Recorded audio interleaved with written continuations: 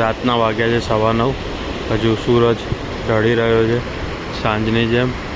આ થંડર બેની એક સરસ જગ્યા છે, તળાવ છે.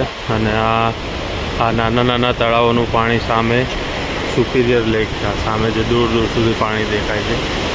અને આ એનો પર ડેમ બનાવેલો છે. અહીંયાથી પાણી બધું ત્યાં સુપિરિયર લેકને જઈને મળે.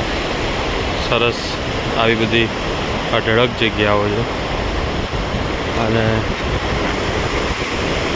આ જે સામે સુપિરિયર લેક છે એ વિશ્વનું 3જા નંબરનું સૌથી મોટું તળાવ છે.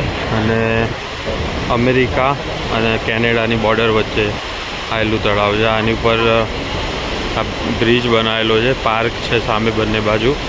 લોકો અહીંયા સાંજે રાત્રે ફરવા માટે આવતા હોય છે, ચાલવા માટે આવતા હોય છે.